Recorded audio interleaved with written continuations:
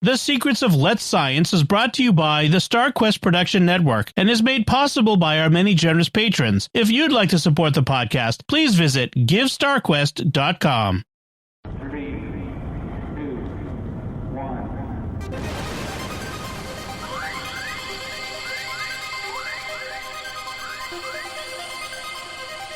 We live in a universe of scientific wonders. Every day, scientists are inching towards breakthroughs which can change our lives. We're playing our small part in sharing these wonders with you. That's why today is a fine day for science. So let's science.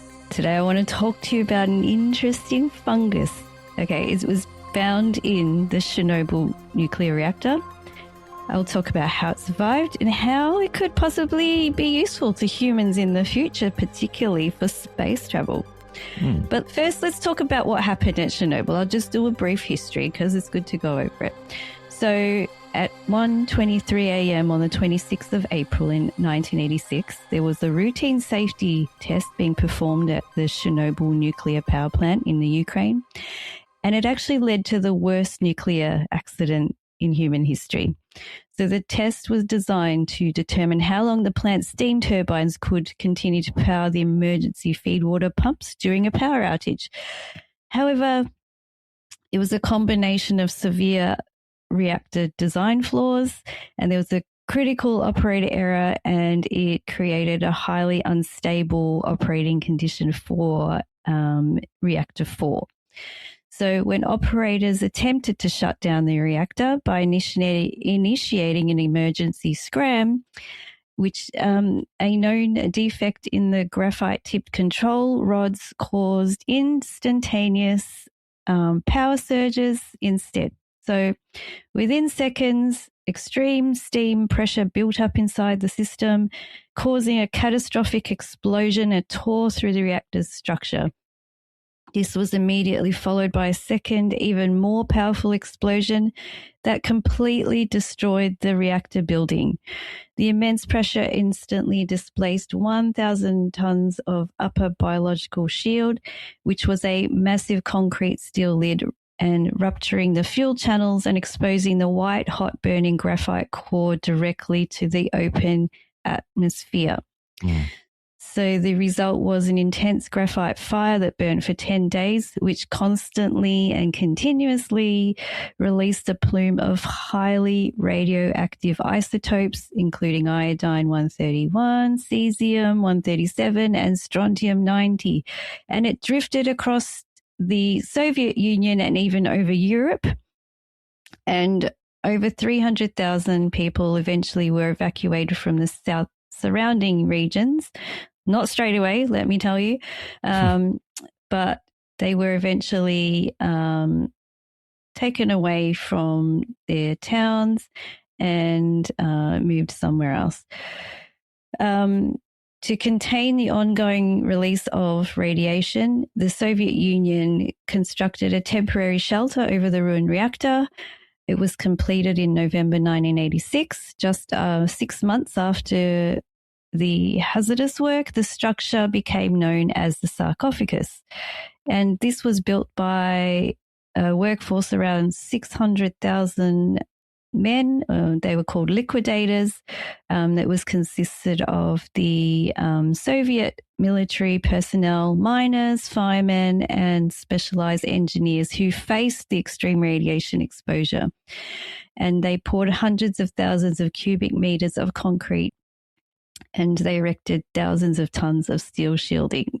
Those poor men got very sick. A lot of them died. So just to put the human element in there. Over time, the temporary sarcophagus began to deteriorate, so a more permanent solution was required, and this was the new safe confinement. It was an arch-shaped steel structure that was slid over the reactor 4 and in November 2016, and it was funded by the Chernobyl Shelter Fund, which was managed by the European Bank for Reconstruction and Development, and it was also backed by financial contributions from over 40 nations. So yes, it was an international effort to try and cover up this reactor so no more people would get hurt and sick from the radiation. So for decades, the interior of the containment structures was viewed as a completely dead zone, an environment where radiation was so intense that biology had been wiped out. But nature, it always comes out on top, right? Has other ideas. So 5 years after the meltdown, in 1991, researchers thought they would just send a remote control robot, or several of them, equipped with cameras into the pitch black, highly radioactive basement of Reactor 4. Instead of a sterile wasteland, which they thought they would find, they found surreal, thick, velvety black carpets of fungus growing directly on the concrete walls and even thriving on the corium, which is the highly radioactive hardened lava of the melted nuclear fuel and concrete. So it was a fungus that they found. It wasn't just surviving, it was actually thriving in this radioactive environment. Goodness. This fungus was called Cladosporium sphaerospermum, and some scientists think that its dark pigment, which is melanin, was allowing it to harness the ionizing radiation through a similar process to photosynthesis. So we know in humans, melanin determines your color of your skin, your eyes, your hair, and it functions as a sort of a shield that absorbs harmful ultraviolet rays from the sun to protect DNA from cellular damage. In 2007, there was a study published in PLOS ONE, and there was a team led by Dr. Ekaterina and her team at the Albert Einstein College of Medicine, and it revealed that in certain fungi, melanin can play a far more active role than just protection. So they did focus on the highly melanized dark pigment fungal species, such as the Cladosporium sphaerospermum, which was found at Chernobyl. And they did test other fungi as well that were similar. And these fungi were found, like I mentioned, at Chernobyl, but also they were found at places like the cooling water of active nuclear reactors and high altitude Antarctic peaks, which are always exposed to intense solar radiation. Now, to test how these cells interacted with extreme energy, the team exposed the fungus to levels of ionizing gamma radiation, which was similar to those found in the upper atmosphere or inside the damaged reactor core. So they used something called electron spin resonance, or ESR, spectroscopy. They discovered that when melanin absorbs ionizing radiation, the radiation alters the spin state of the electrons, bit scientific, within this pigment, which increases the melanin's ability to transfer electrons. And this process accelerates a vital metabolic reaction in the cell, which involves NADH, which is a key energy carrying molecule inside living cells. So in most organisms, biological systems break down nutrients to create the electron flow to create, to power to the cells. In these fungi, they use their melanin pigment to do something a little different. So it acts as a converter, which captures the high energy impact of gamma radiation and turns it into chemical energy to keep the cells alive. Wow. So the concept of using radiation kind of needed some proof, and they had to do some experiments on this. So the research team put together a controlled experiment using two versions of the same fungal species, so a naturally dark melanized strain and an albino mutant variant that lacked the ability to produce melanin. So both strains were placed in a nutrient-restricted environment, so practically starving them of traditional food sources for fungi, and they just exposed them to continuous ionizing radiation. What happened is that the melanized fungi did not just tolerate the radiation, it actually grew faster. And in specific trials, the overall biomass of the fungi was up to 500% greater than the non-irradiated control group. So, on the other hand, the non-melanized albino mutants did not show any growth at all like this. So it was confirmed that the melanin was the component enabling the organisms to benefit from the radiation exposure. So this led to the concept of radiosynthesis. So we know about photosynthesis with plants and chlorophyll, etc. Well, this is radiosynthesis. So it was something new that they kind of discovered through these experiments, which was amazing. Wow. So what about, space? What I've mentioned space. So one of the primary hazards of manned missions to deep space, including the planned long-term travel to Mars, which I'm hanging out for, is the prolonged exposure to cosmic radiation. So on Earth, we know we have our magnetosphere and our thick atmosphere, which just does serve as beautiful natural shields that protects us from cosmic radiation, and our beautiful sun, as beautiful as it is, it can kill us if we don't have any protection from it. So in deep space, astronauts actually lack the protective barrier that we have here on Earth, and they are exposed to radiation which can penetrate standard aluminium spacecraft hulls, which can lead to health risks later on in life or even while they're in the space station there. So to prevent this, aerospace engineers have traditionally looked, to heavy passive shielding materials like lead, depleted uranium, or dense polyethylene. However, every kilogram, as we know, launched into space requires a lot of fuel. So it makes it heavy, and sometimes prohibitively expensive. So to find a more elegant solution, there was a more recent study undertaken at the Johns Hopkins University and also University of North Carolina.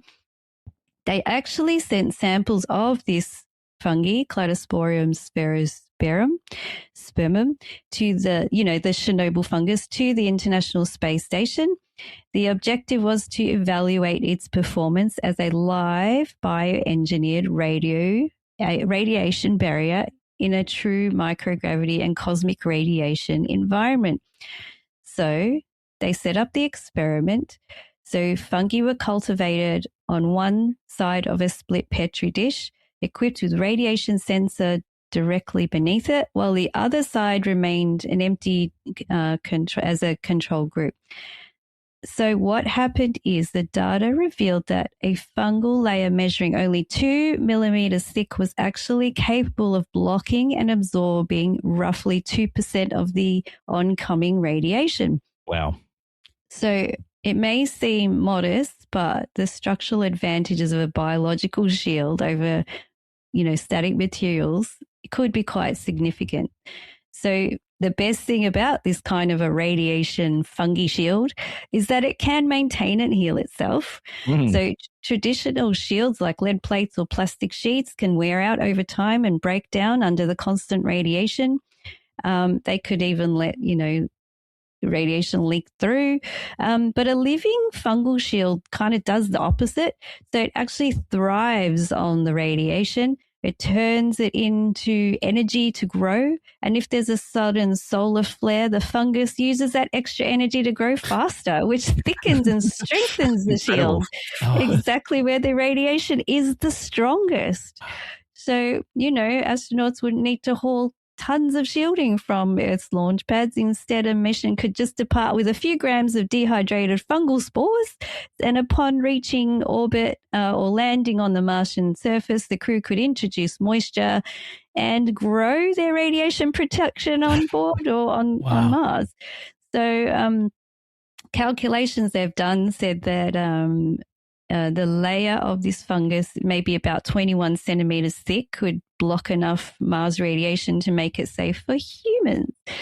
So isn't that amazing? From a nuclear disaster comes amazing innovation and perhaps something more useful that we could have thought possible, all designed by nature itself. Isn't that cool? That is amazing. The creativity, the creation out of something so awful, something so amazing. Yeah. Yes. It's so cool. I thought when I read this, I'm like, yeah, no, I have to talk about fungus that can protect us in space. This is the equivalent of, well, the biological equivalent of like Roman concrete to me, like self-healing concrete. Yes. I have to bring that up every time. Sorry. Yeah. I was thinking that I saw a video. They were talking about, in the deep space travel from Earth to Mars, like, you'd have to have protection from radiation. And, one of the conventional ideas now is water. Water can block radiation. And so in a solar flare situation, there would be an area in the water tanks, because they have to haul a lot of water with themselves to go in there. But if you could also have a layer, like you could layer it. You could have water and the mold and, all of that together. Be amazing. But the idea that you just be growing on the inside walls, like inside the walls of the spaceship or something. Have an enclosed layers, because you don't want to breathe the spores in, right? Because you might get sick. Yeah.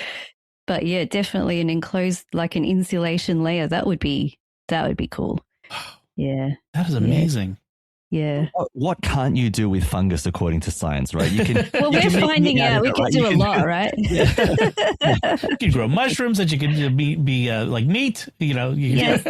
Incredible. It controls ant brains. I mean, spider brains. It actually does control ant brains as well. I've read about that as well. Yeah. So it's fungi can do anything basically. I watch out rather than AI, I'd watch out for the fungi, because it's a lot smarter. I mean, you can use it to travel instantaneously from one point to another with a spore drive. Yeah, using the mycelium network and a tardigrade. Don't get me started on that. But yeah, sure. Or the Last of Us, with the fungus zombie people in that TV show. Oh my goodness, that's just incredible. So, all right, and do you think now, just hypothetically speaking, that you were talking about Chernobyl before, in the the big shield they have over that, could they introduce a layer of like fungi or fungus to also contain it? I don't know. I'm just there is that to think about, of course. Yeah. I mean, as long as nobody pierces the radiation shield with missiles or anything, but yeah. But that would be something to consider. In some ways it was already doing it. That's you're right. Yeah, absolutely right. Yeah, that is incredible. Radiosynthesis. We've got to follow this and see where they go with it now. That's incredible. Yeah, I'm getting some science fiction ideas for that. Yeah. That's right. There you go. You got to put it in some of your writing. Your next Star Trek fan fiction has to have a reference to this, Dom, somehow. You got to an alien planet where there's radiosynthesis. That's how life. There you go. Done. I love it. That would be an interesting thought problem. Yeah. Dom's already doing the draft in his head. Don't worry. Yes, it's actually starting. You're welcome. I love it, Caroline. Let's Science is brought to you by StarQuest Media and is a fortnightly podcast that brings you the scientific wonders of our universe from a distinctly Catholic point of view. For more from Caroline, Lindsay, and friends, listen to the StarQuest show, Catholics of Oz. Find links from today's show at sqpn.com/science and find the Catholics of Oz at sqpn.com/Oz. Be sure to follow the show in Apple Podcasts, Google Play, wherever you can find podcasts, or on the SQPN YouTube channel. The generous donations of our patrons at sqpn.com/give make it possible for us to continue Let's Science and all the shows at StarQuest, which makes our nonprofit mission possible. You can join them by visiting sqpn.com/give. Join us next time for more scientific wonders, and thank you for listening to Let's Science on StarQuest.